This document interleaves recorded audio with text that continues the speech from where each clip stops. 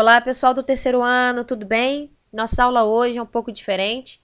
Hoje nós vamos estar fazendo a correção do teste com consulta, né, que vocês fizeram. Antes de dar prosseguimento à aula, queria estar falando com vocês uma coisa muito importante, né, a respeito do portfólio. Eu vi que muitos de vocês ficaram bem confusos em relação a como fazer e tudo mais. Tivemos alguns trabalhos parecidos que foram ali resolvidos, mas nós tivemos casos de plágio completos, né, da internet que foram apontados e devolvidos. E trabalhos entregues até dia 22, às 11h59 da noite, né, foram aceitos por mim. Então, caso você tenha enviado um trabalho depois dessa data, no dia 23, esse trabalho ele foi desconsiderado, tá? E caso você tenha recebido notificação de plágio e não reenviou um novo trabalho, infelizmente também o seu trabalho ele foi desconsiderado, tá bom? Ele foi zerado. Só para deixar aí isso claro para vocês e pedir um pouco mais de atenção e um pouco mais de empenho por parte de alguns alunos em relação a isso.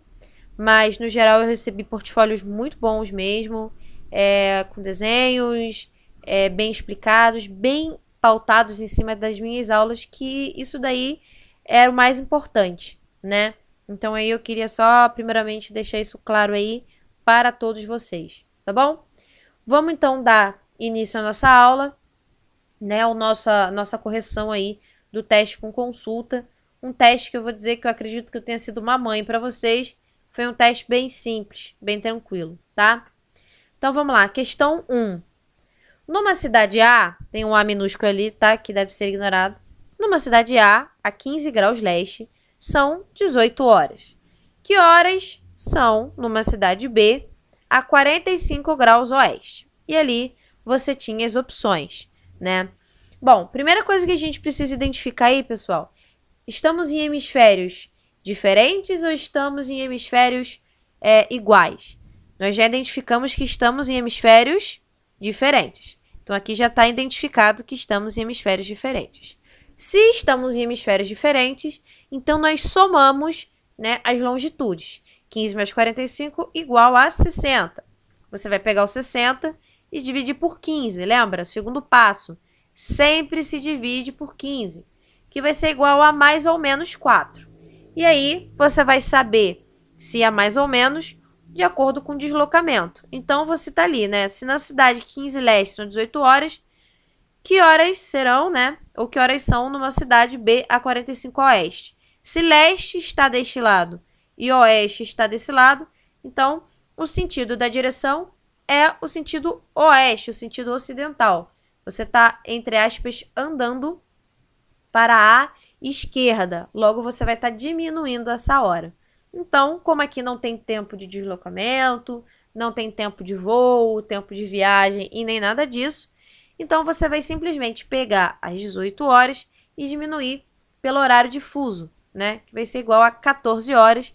Então, o nosso gabarito da 1 é a letra A, tá bem? Lembrando que eu recebi alguma prova aí, algumas poucas, sem os cálculos, hein, galera? Ou sem a explicação. 2. A 2 é uma questão teórica, né? Então, vamos lá. Entre todos os movimentos realizados pela Terra, essa questão também, ó, muito, muito molinha, né? Entre todos os movimentos realizados pela Terra, a rotação e a translação são consideradas como os dois mais importantes, pois são os que exercem maior influência no cotidiano das sociedades. As consequências principais da rotação e da translação da Terra são, respectivamente, ou seja, tem que estar na ordem. A rotação e a translação, né, as consequências de cada uma, são a intercalação das atividades solares e a variação. Não faz o menor sentido essa alternativa, né? B. A ocorrência das estações do ano e dias e noites. Olha, vejam bem, tem sentido. Segura aí. C. A sucessão dos dias e noites e a ocorrência das estações do ano. Pô, Vanessa, olha só, tem duas opções aqui que estão certas. Você, anula a questão e me dá o ponto. Segura aí que, se você é ligado, você já sabe o que está acontecendo. D, a existência dos solstícios e equinócios e a duração do ano. Aquilo ali está falando só do movimento de translação. E a letra E, a duração dos ciclos solares e a diferenciação entre climas frios e quentes. Não, pessoal, a gente fica entre a B e a C. Essa questão é a questão do Enem. O que vai diferenciar, né, o gabarito, eu já estou adiantando aí para vocês, que o gabarito é a letra C. Por quê? Porque aqui está bem claro o respectivamente. Então, eu preciso que esteja em ordem, primeiro a consequência da rotação e depois a consequência da translação.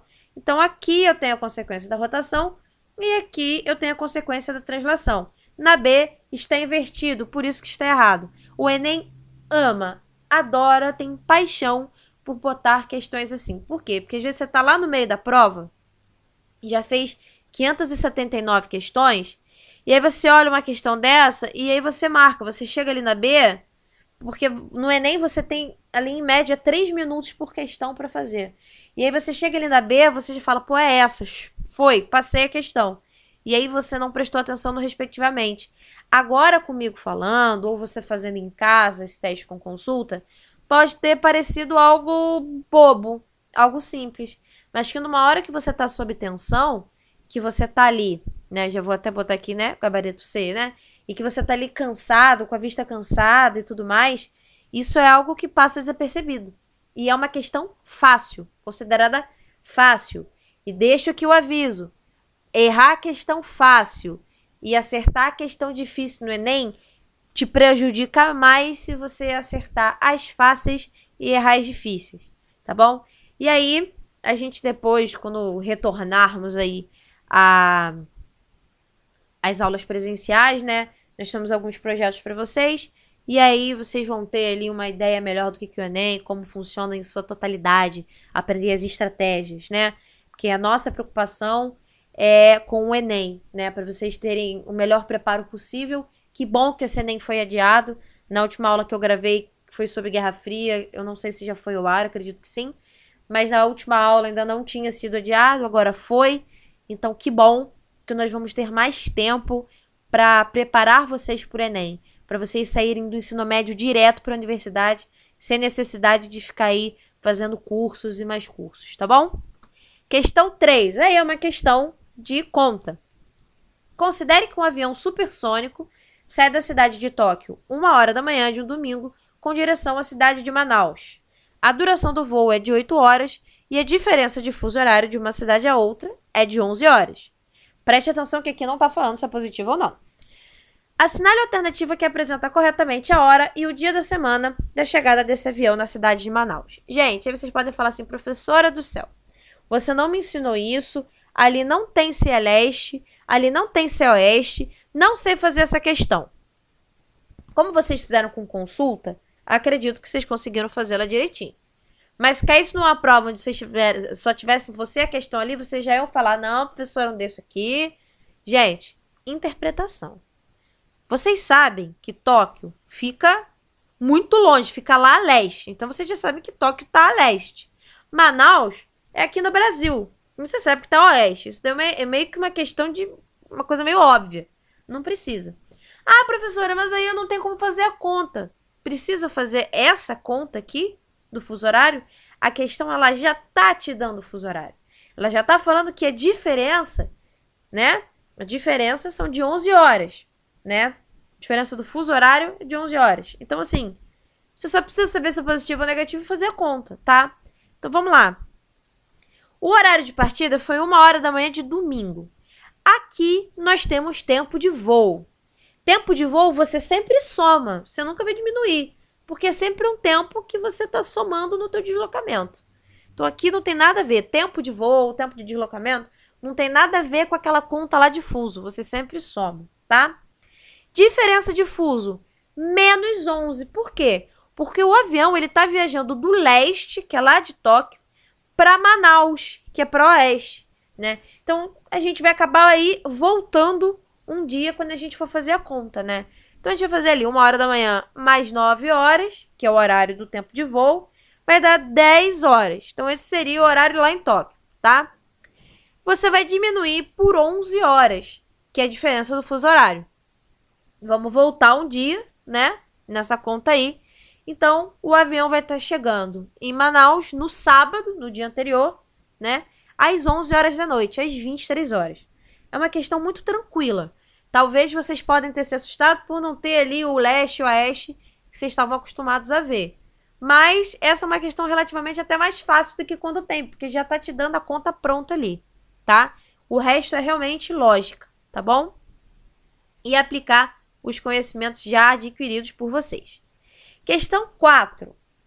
A ou os são formações geológicas consideradas antigas, formadas nas primeiras eras geológicas do planeta durante a sua formação. São compostos por rochas ígneas ou magmáticas e metamórficas, apresentando uma elevada quantidade de grandezas minerais, como ouro, ferro, alumínio e muitos outros.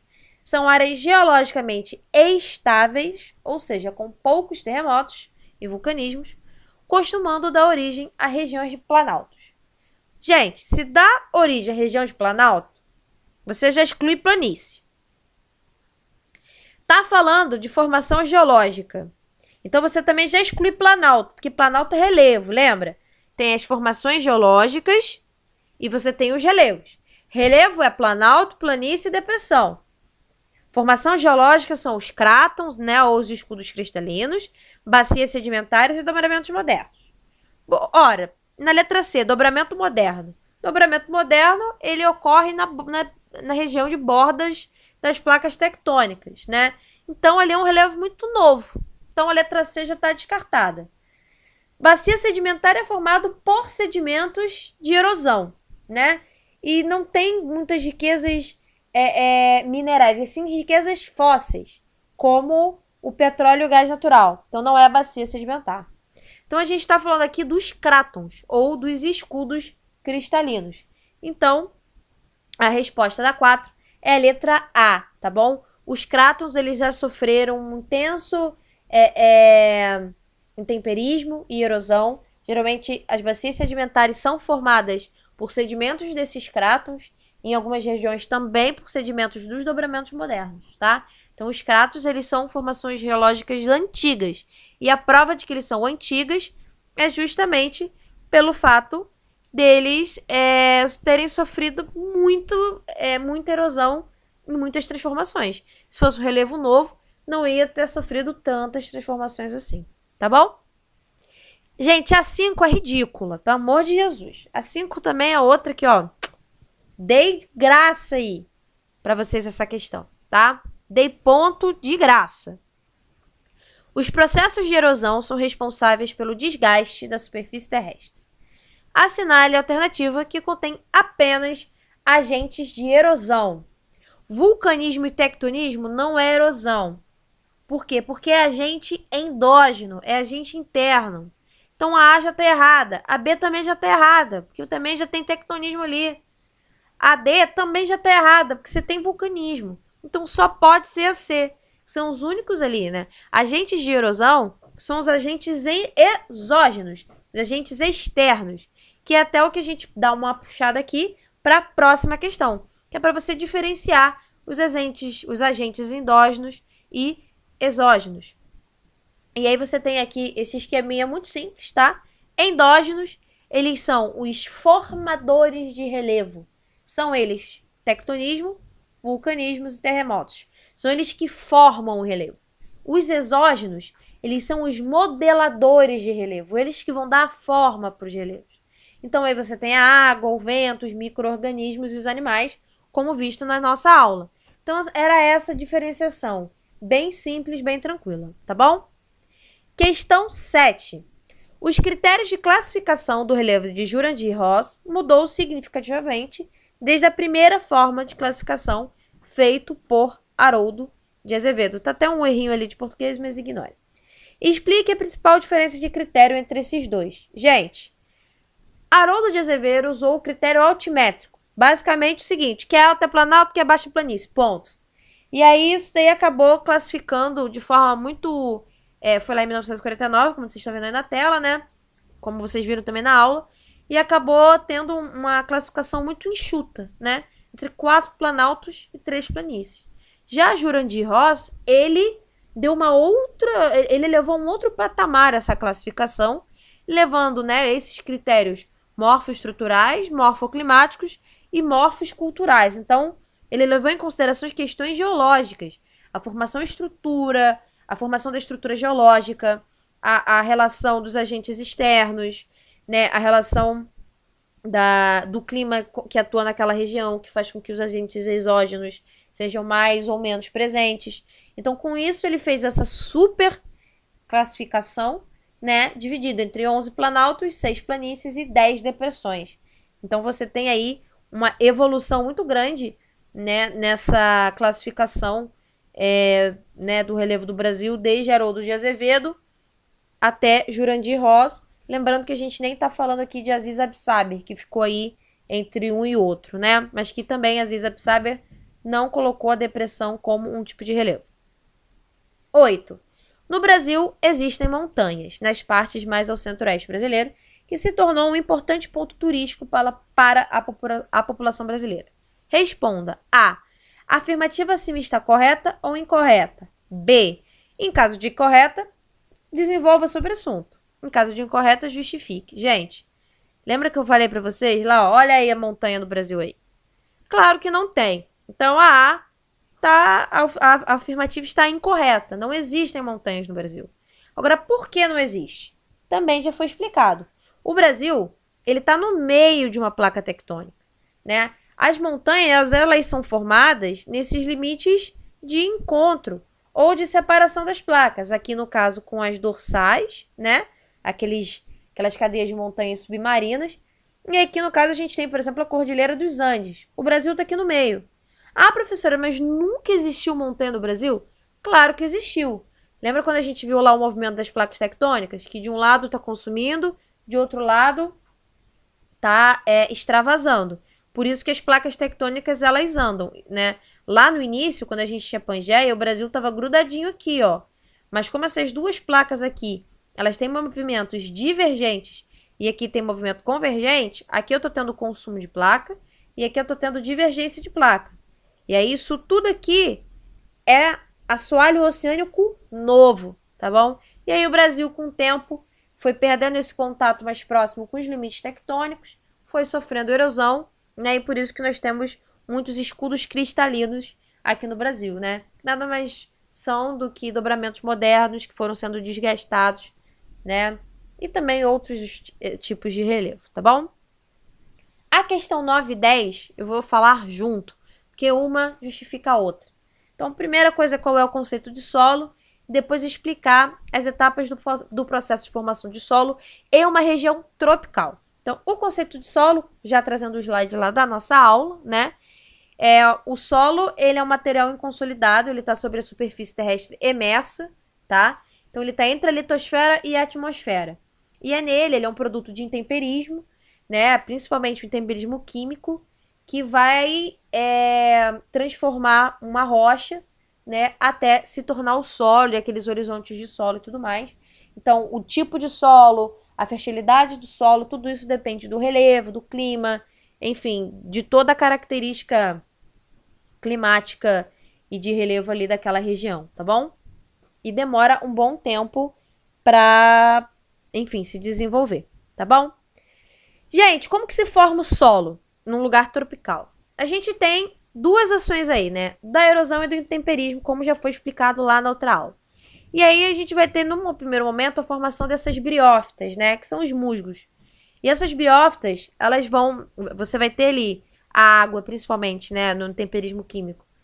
A água, ela vai estar diluindo, retirando, dissolvendo alguns nutrientes, que vai propiciar a formação dessas briófitas, que vão estar se alimentando de nutrientes dessa rocha, que vão fazer com que essa rocha comece a se desintegrar. E aí essa rocha vai se desintegrando, com o passar do tempo, você vai ter aí a concepção do horizonte de solo, né? Lembrando que aqui o horizonte O é a parte mais superficial, onde há o humus, né? Onde há acúmulo de matéria orgânica, que com a ação da água da chuva vai estar penetrando nos horizontes de solo, até aqui mais ou menos o horizonte B, onde esse humus, né, e essa matéria orgânica ali vai estar sendo absorvida pela planta e dando ali os nutrientes necessários para o desenvolvimento dela, né? Isso aí é um solo de um lugar úmido, né? Um horizonte de solo de lugar úmido. Se fosse um lugar semiárido, por exemplo, provavelmente você teria um horizonte O, né, com uma espessura menor, A, e você teria um horizonte B maior e uma transição muito mais rápida até a rocha mãe ou a rocha matriz, né? E aqui, mais uma vez, eu só trago um exemplo que eu também trouxe na aula, né? De como que às vezes a gente pode visualizar aí quando a gente está viajando alguns desses horizontes de solo e acabou. Pessoal, essa é a correção. Qualquer dúvida, discordâncias, podem estar mandando um e-mail lá por onde vocês me mandaram os testes e o trabalho, tá bom? Espero que todos estejam bem e até breve. Tchau, tchau.